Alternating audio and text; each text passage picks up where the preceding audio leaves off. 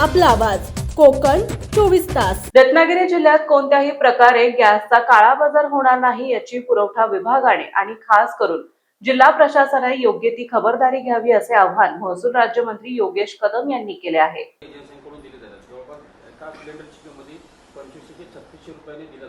नाही, मी आता जी बैठक घेतली त्या बैठकीमध्ये मी डीएसओंना स्पष्ट आदेश दिलेले आहेत। आपण जी पथकं तयार केलेली आहेत या पथकांनी फक्त आपल्या ऑफिसमध्ये बसून न राहता जिथे जिथे स्टॉक केला जातोय, ज्या ज्या ठिकाणी तिथे सप्लाय केला जातोय त्या सगळ्या ठिकाणी बारीक नजर ठेवा।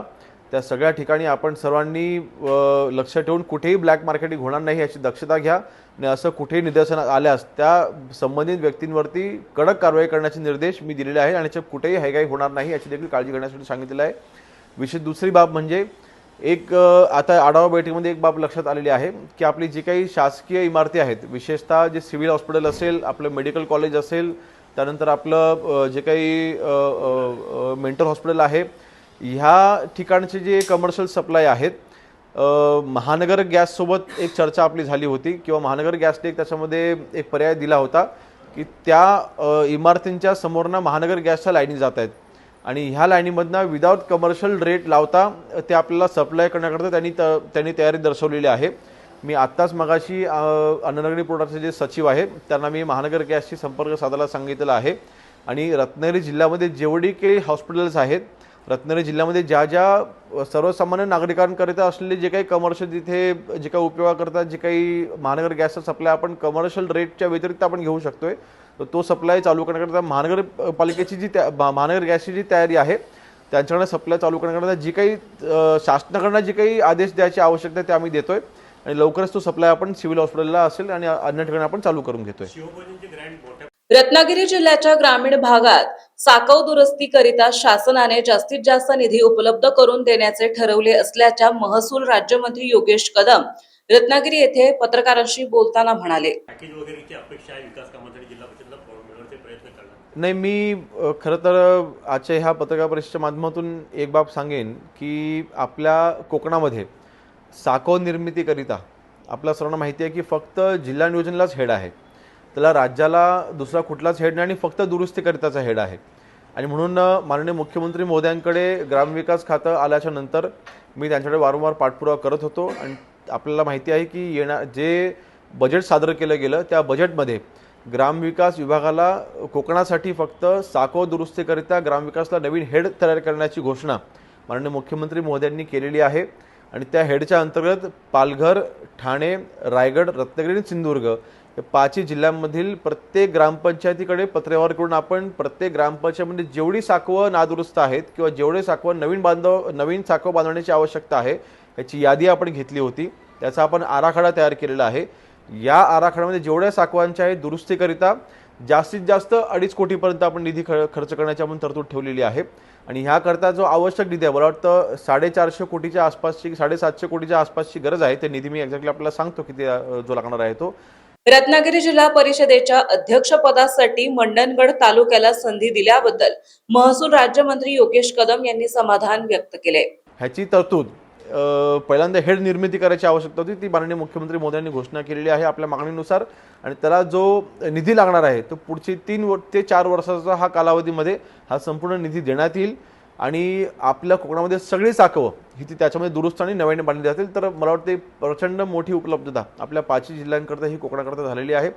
विषय राहिला मंडणगड तालुक्याला माननीय शिवसेनेचे मुख्य नेते एकनाथ शिंदे साहेब असतील, शिवसेनेचे नेते माननीय रामदासभाई असतील, उदय सामंत साहेब आपले रत्नागिरी जिल्ह्याचे पालकमंत्री असतील आणि मी स्वतः माननीय एकनाथ शिंदे साहेबांनी आज आदेश पारित केलेला आहे आणि मंडणगड तालुक्याला पहिल्यांदाच जिल्हा परिषदचं अध्यक्षपद मिळालेलं आहे।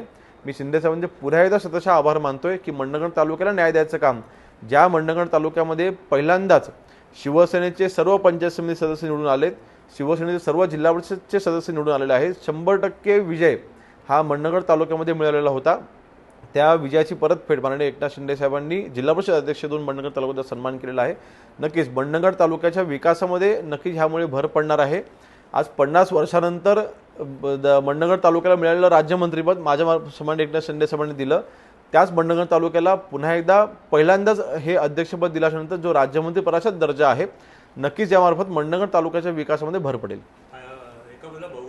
रत्नागिरी जिल्ह्यात कुठेही घरगुती गॅसची टंचाई नाही, विनाकारण लाईन लावून संभ्रम निर्माण करू नका असे आवाहन महसूल राज्यमंत्री योगेश कदम यांनी केले. जिल्ह्याचा आढावा घेतला. जवळपास 15,000 गॅस सिलेंडर रोज घरगुती सिलेंडर लागतात आपल्याला. जिल्ह्याची काय परिस्थिती सध्या आहे? सध्या लोक खूप सफर. डेलीची आपली जी डोमेस्टिकची जी रिक्वायरमेंट आहे ती जवळपास 8 ते 10,000 सिलेंडरची ही रिक्वायरमेंट डेलीची आहे आणि सध्या डोमेस्टिकचा कुठलाही सप्लाय थांबलेला नाही. मी आपल्या माध्यमातून रत्नागिरी जिल्ह्याच्या सर्व नागरिकांना मी आवाहन करेन किंवा विनंती करेन की आपण कोणीही पॅनिक व्हायची आवश्यकता नाही, कुठेही लाईन लावायची आवश्यकता नाही.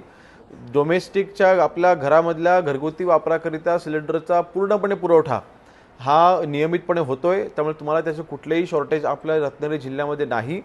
त्यामुळे आपल्याला जो काही डेलीचा 8 ते 10,000चा सिलेंडरचा सप्लाय तो डेली चालू आहे, तो बंद देखील होणार नाही आहे. त्यामुळे त्याबद्दल आपण निश्चिंत राहा. कमर्शियल वापराकरिता जी काही बंधनं घातलेली आहेत ती संपूर्ण देशामध्ये आहेत, परंतु आपल्या सर्वांना माहिती आहे की आपल्या देशाचे पंतप्रधान माननीय नरेंद्र मोदी साहेबांच्या प्रयत्नातून गॅसचा सप्लाय हा आता लवकरच आपल्या देशाला होणार आहे आणि त्या बाबतीमध्ये जे काही कारवाई करायची आहे ते आपले पंतप्रधान मोदी साहेब करतायत. तो देखील पुरवठा जो आहे तो देखील लवकरच तो नियमितपणे चालू होईल. पण सध्या डोमेस्टिक वापराकरिता कोणीही पॅनिक व्हायची आवश्यकता नाही. आपल्याकडे जो सप्लायची आवश्यकता आहे तो नियमितपणे होतोय. संकट आहे त्या सर्वपक्षीय बैठक घ्यावी अशी मागणी केंद्रातून होते, खास करून सुप्रिया. समंदर की गोद में पला है तू, अंगड़ाई लेते ही लहरें शुरू. आज यौवन की मस्ती छोड़, ले चलता हूं तुझे एक नए मोड़. आजा तुझे मां पुकारे अब, छेड़ देते हैं बीच से कुछ शरारत हंसी. गले लगा ले उसे ए फकीर, इंतजार कर रहा है तेरा तो. चल दे देते हैं उसे फसल की खूबसूरती तो. आजा तुझे मां पुकारे अब, उन्हें भी देनी है एक नई पहचान. आजा तुझे मां पुकारे अब. फिनोलेक्स पाइप्स पहुंचाए पानी को अपनी मां के पास. महाराष्ट्रातील तसेच कोकणातील महत्त्वाच्या बातम्या पाहण्यासाठी कोकण 24 तास न्यूज चॅनलला यूट्यूबवर सबस्क्राईब करा आणि बेल आयकॉन प्रेस करा.